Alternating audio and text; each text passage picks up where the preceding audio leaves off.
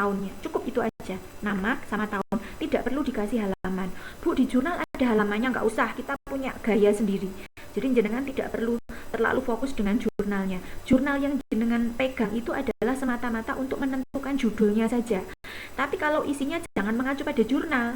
Karena jurnal jenengan itu kan dia kan punya styling sendiri, punya gaya selingkung sendiri. Sementara kita juga punya gaya selingkung sendiri. Jadi buatlah sesuai dengan gaya selingkung yang kita punya. Oke. Ini kalimat 3 kalimat awal dia mengambil statementnya punyanya Faisal. Kemudian kalimat yang selanjutnya, nah ini beda kutipannya. Kalau tadi yang 3 kalimat atas dia ditulis dulu kalimatnya, terus baru ditulis referensinya. Tapi kalau kalimat di bawahnya, menurut Almilia dan Herdiningtyas 2005 lah, kalau ini kebalik. Kalau ini dia ditulis nama penulisnya dulu, baru dia ngambil kutipannya. Seperti itu. Jadi kalau ditulis statementnya, maka kutipannya dalam kurung nama kemudian tahun. Atau bisa juga ditulis nama penulisnya dulu. Menurut Kurniawati Mutmainah 2019 misalnya. Dalam bla bla bla, kinerja bank yang sehat adalah bla bla bla dan seterusnya. Jadi seperti itu ya. Kalau jenengan mengambil kutipan statement orang, bisa ditulis kutipannya dulu, kemudian baru ditulis referensinya. Kalau referensinya ditulis di belakang, berarti tanda kurung buka, nama, kemudian tahun. Tapi kalau misalnya yang ditulis itu adalah nama penulisnya terlebih dahulu, maka diawali dengan kata-kata misalnya menurut Kurniawati kurung buka 2019. Artinya jenengan mengambil statement saya, jurnal saya tahun 2019. Seperti itu. Oke. Itu ya. Kemudian jangan lupa setiap ada kutipan-kutipan yang ada di sini di daftar pustaka belakang harus ada. Seperti itu ya. Jadi di belakang sendiri kan ada tuh daftar pustaka, di daftar pustakanya harus ada. Oke, ini kalimat paragraf pertama. Jadi paragraf pertama Mbak Nurbaiti dia menceritakan mengenai perbankan. Kenapa? Karena dia penelitiannya di perbankan. Oke, bisa dipahami itu paragraf pertama. Oke. Kalau misalnya jenengan penelitiannya di Universitas Saint Al-Quran misalnya, maka jenengan di paragraf pertama jenengan ceritakan Pak, Universitas Saint Al-Quran adalah merupakan salah satu perguruan tinggi yang berbasis pesantren yang ada di Jawa Tengah dengan program studi bla bla bla. Jenengan ceritakan terlebih dahulu unit analisisnya. Itulah yang disebut dengan unit analisis. Oke. Kemudian kita lihat paragraf yang kedua. Nih ya, paragraf yang kedua. Kelihatan enggak ya? Oke. Jenengan sambil nyimak proposalnya punyanya Mbak Nurbaiti ya. Kita lihat paragraf kedua. Paragraf kedua adalah untuk dapat melaksanakan fungsinya sebagai financial intermediary. Jadi tadi di paragraf pertama tadi dia menceritakan bahwa kurang lebih bank, ini adalah kalimat yang ketiga. Hal ini dikarenakan sektor perbankan merupakan suatu lembaga yang mengemban fungsi utama sebagai perantara keuangan atau financial intermediary. Jadi dia menceritakan mengenai perbankan, kemudian fungsi perbankan dia sebagai lembaga perantara keuangan. Oke, intinya seperti itu. Nah, kemudian di paragraf selanjutnya ini dia ngambil kutipan dari penulis yang lain, tetapi antar paragraf 2 dengan paragraf 1 itu harus saling terkait. Contoh misalnya di paragraf sini, di paragraf pertama tadi dia kan sedikit sudah menceritakan mengenai bank sebagai financial intermediary.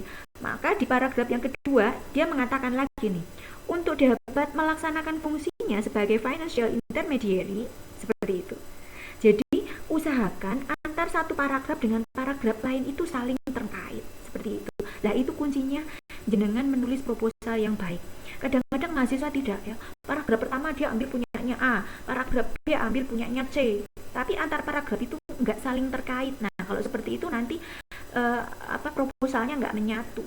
Ya. Corone orang jahit itu jahitannya nggak rapi, berantakan seperti itu. Oke. Jadi paragraf pertama tadi cerita mengenai bank, kemudian fungsi bank sebagai lembaga intermediari.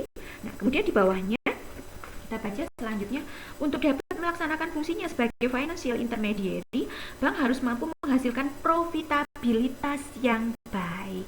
Oke, jadi di kalimat pertama paragraf kedua dia sudah mulai menceritakan mengenai variabel Y seperti itu. Jadi kita sudah mulai masuk yang pertama. Gitu. Jadi ini penulisnya sangat sangat halus sekali ya, sopan sekali. Jadi pertama itu corone orang itu nggak langsung corone orang bertamu dodok-dodok orang langsung jagok gitu loh, tapi bahasa basi terlebih dahulu. Tadi di paragraf pertama dia bahasa basi kayak gitu ya.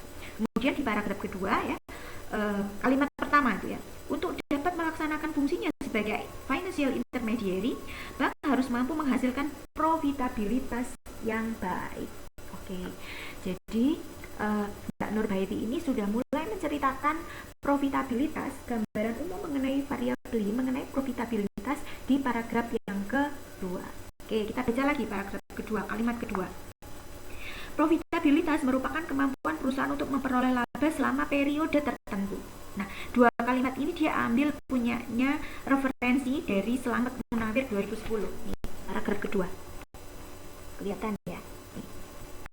Dua kalimat di paragraf kedua.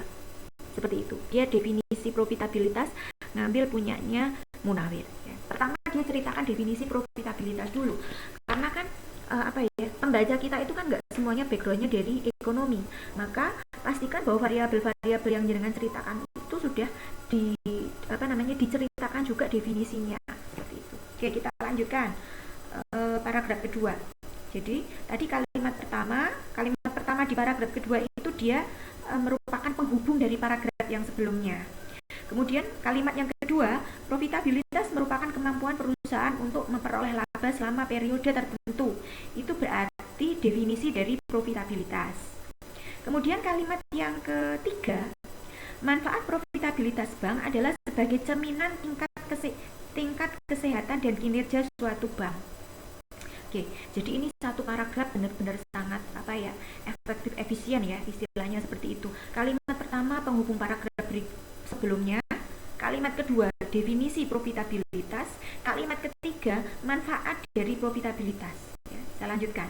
Kalimat yang ketiga, manfaat profitabilitas bank adalah sebagai cerminan tingkat kesehatan dan kinerja suatu bank. Sehat tidaknya perbankan dapat dilihat melalui profitabilitas bank itu sendiri bla bla bla.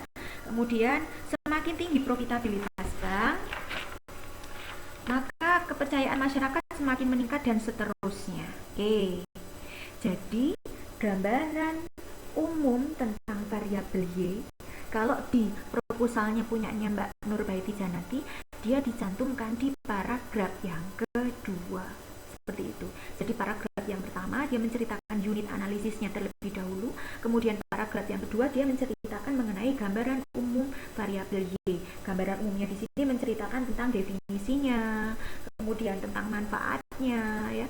Kemudian kriteria profitabilitas yang baik itu seperti apa manfaat profitabilitas bank dan seterusnya. Oke, itu paragraf yang kedua. Dia ambil dari beberapa referensi. Jadi setiap dia ngutip satu kalimat, cantumkan referensinya. Dia ngutip satu lagi, cantumkan dan seterusnya.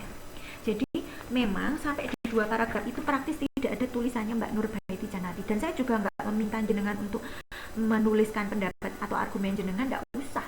Jenengan cukup kopas aja, kopas statement orang. Tapi syaratnya ketika jenengan kopas maka jenengan harus mencantumkan sumber referensinya. Oke, lanjut ya. Kemudian kita lanjutkan di halaman 2 ya. Halaman 2 berarti paragraf berapa tadi? Paragraf ketiga. Paragraf ketiga nih. Ini ya. Permasalahan yang dihadapi perbankan. Oke, berarti di paragraf ketiga. Nah, nih, untuk manfaat ini coba kita masuk ke sub yang 2 ya. Apa manfaat meneliti variabel Y? Manfaatnya untuk apa?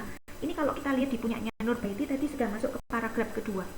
Tadi di paragraf kedua kan ada definisi mengenai profitabilitas. Kemudian di kalimat yang ketiga di paragraf 2 halaman 1 itu juga sudah ada manfaat profitabilitas. Jadi untuk sub yang kedua, manfaat meneliti variabel Y itu sudah ada di paragraf yang kedua. Oke, ini ya.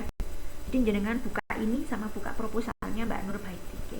Kita sudah sampai poin yang kedua ya, manfaat meneliti variabel Y. Oke. Kemudian kita masuk ke sub yang ketiga. Apalagi yang perlu kita tulis? Yang selanjutnya yang perlu kita tulis adalah ada masalah apa dengan tema yang diteliti? Ada masalah apa dengan tema yang diteliti? Kebetulan punyanya Nurbaiti ini kan tema yang diteliti itu kan mengenai profitabilitas. Berarti ada masalah apa dengan profitabilitas di bank yang dia